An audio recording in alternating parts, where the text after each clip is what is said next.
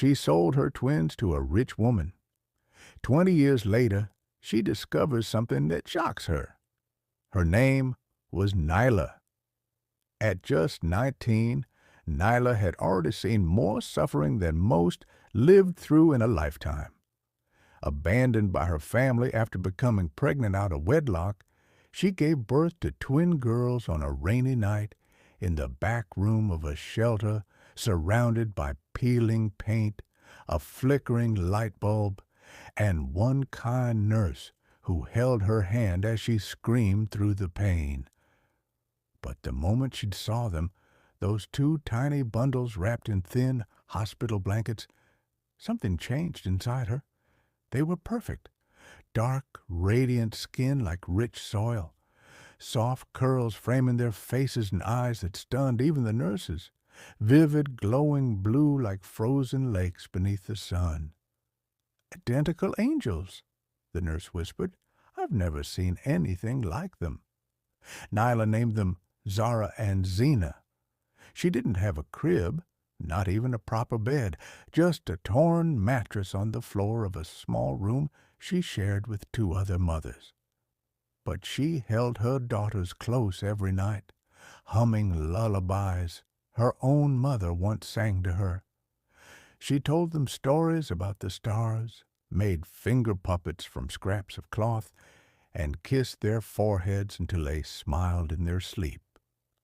But love doesn't fill an empty stomach, and soon the shelter's resources ran dry. Donations stopped. One morning, Nyla was told she had 2 weeks to vacate. She tried everything, washing dishes in greasy diners, standing in long lines at job fairs, begging store managers to give her just a few hours a day, but no one wanted a teenage mother with 2 crying babies strapped to her chest. At night, she'd go without food, just so her girls could drink the last bit of formula. She wrapped them in her only coat, trembling in the cold, whispering, "Mom is going to fix this just a little longer." But deep down, Nila was drowning. One afternoon, as she sat on a park bench rocking her daughters, a woman approached. Her heels clicked on the pavement with precision. Her designer coat swayed with grace, and diamonds shimmered from her fingers. She didn't smile, but she spoke softly. "Are they yours?" Nyla nodded slowly, clutching her babies tighter. "They're breathtaking," the woman said, her eyes narrowing at their unusual blue eyes. "Where's their father?" "Gone," Nyla whispered, "long before they were born." The woman tilted her head. "And your family?" "No one," Nyla replied. Silence. Then the woman sat beside her and said words that would echo in Nyla's mind forever. "I can give them a life you never could. Clean clothes, private schools, a warm home, servants, security. All I ask is that you let them go." Nyla stared at her in shock. "You want to buy my babies? I want to give them a future," the woman said. "And I know you're struggling.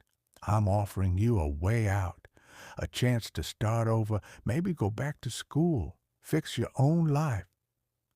She reached into her bag and pulled out a check. The number written on it made Nyla's stomach drop. It could pay rent for a year. It could buy a car. It could mean food tomorrow. She looked down at Zara and Zena. One was sleeping peacefully. The other looked up at her and grabbed her finger with a tiny hand. "I don't know your name," Nyla said, her voice shaking. "You don't need to," the woman said. "I'll disappear. You'll move on and they'll never lack anything ever." Nyla didn't sleep that night. She held the girls in her arms and cried silently into their hair. She kissed their cheeks until her lips were numb. She whispered, "I'm sorry," more times than she could count. She told them stories of what their birthdays might have been like. She folded the tiniest baby shirts and tucked away their hospital bracelets, and in the morning she signed the papers. When she handed the twins over, Zena whimpered softly. Zara looked back at her over the woman's shoulder with those piercing blue eyes. It shattered her. Nyla collapsed to the sidewalk the moment the car drove away. People passed her, some looking, most not. She clutched the check to her chest like it could replace what she had lost. For months after, Nyla kept the room warm just in case she'd still cook 2 extra spoonfuls of porridge, still fold tiny socks, still hum lullabies at night. Regret sat in her bones like a second skeleton. Even after moving to a new town and trying to start fresh, she never cashed the check. She kept it folded in her Bible, one reminder of the day she broke her own soul in 2. She never saw her daughters again, not until 20 years later when their faces appeared on her old TV screen, glowing with the same blue eyes she could never forget. And what they had become would change everything.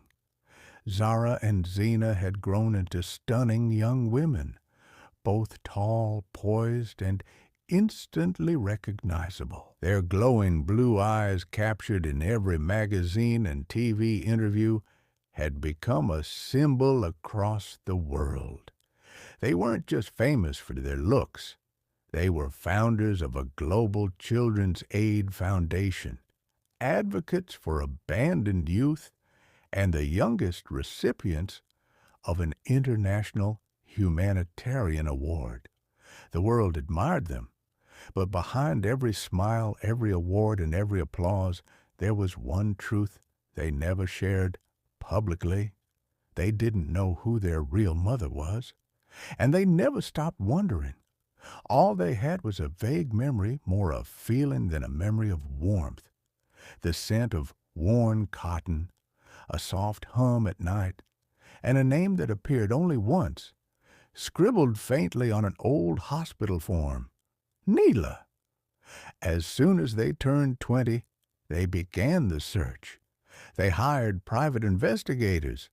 They visited old shelters, flipped through dusty ledgers, interviewed former social workers and nurses, anyone who might have seen a frightened teenage girl with twin babies 2 decades ago. Most records were gone. Some people had died. Some simply didn't remember. Still, the sisters didn't stop. "Maybe she's ashamed," Zena whispered one night, sitting on the floor with a pile of documents around her. "Or maybe," Zara said, "she thinks we hate her." "But we don't," Zena said firmly. "We never could." 3 months into their search, they tracked down a nurse who remembered a girl named Nyla. Barely 19, barely surviving, who had sung lullabies to twin girls with ocean blue eyes. The nurse had seen her crying, refusing food just so her babies could eat.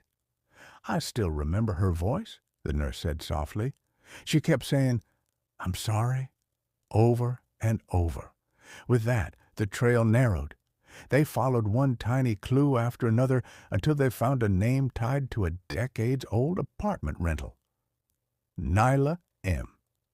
It led them to a quiet town 2 states away, to a rundown flower shop tucked between a laundromat and a pawn store.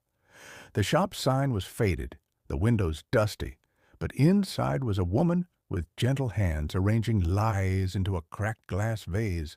She had aged. Her curls were now straw with gray, but her eyes carried that same storm of sadness, the same regret etched into every line of her face.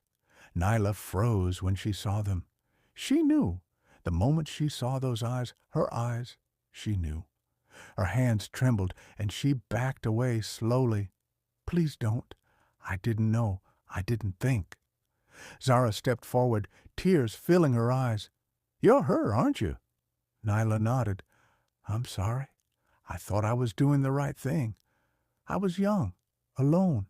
I didn't want to, but..." She broke down before she could finish, collapsing into a chair, sobbing uncontrollably. Every single day I've hated myself. I've prayed that you were safe. I I don't deserve to be found." Zena knelt beside her. "We weren't looking to punish you. We were looking," Zara added, "to thank you for choosing life for us, for giving us a chance." Nyla looked up, broken. "You forgive me?" Zena smiled through her tears. "We never blamed you, not once."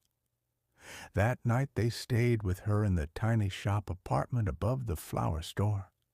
Nyla cooked for them for the first time burnt rice, but they ate it like it was a royal feast. She brought out a small box she had kept hidden for 20 years, their hospital bracelets, the uncashed check, and 2 tiny socks. "I couldn't let go," she whispered. The next day, when the sisters were due to leave, Neela stood by the door, bracing herself. "I understand if you want to go. You have your lives, your world." But Zara turned and hugged her tightly. Zena joined in, wrapping both arms around them. "We're not leaving you again," Zara said. "We've built houses for others," Zena added, "but we're building a home now for us, for you." That weekend, they brought her to a new house they had just purchased, a garden out front, bookshelves inside, and fresh lights by the windows. Nayla cried again, but this time it wasn't from sorrow. It was from a kind of peace she thought she'd never feel. If you enjoyed this story, don't forget to give it a thumbs up and hit that subscribe button for more emotional, dramatic, and unexpected tales. And let us know in the comments, where in the world are you watching from? We love hearing from all of you. Until next time, stay kind, stay curious, and keep watching.